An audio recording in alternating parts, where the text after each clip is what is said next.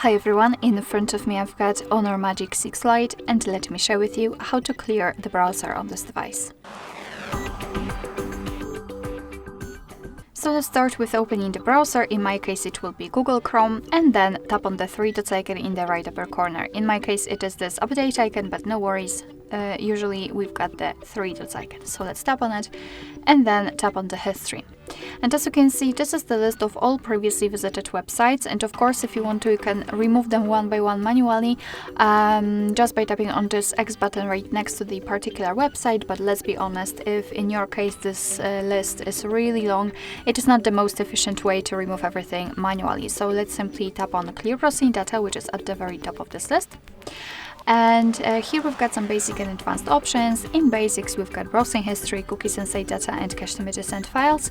And in advanced we've got also saved passwords, autofill from data, and site settings. So if you want to remove something, make sure that it is marked. I will remove everything.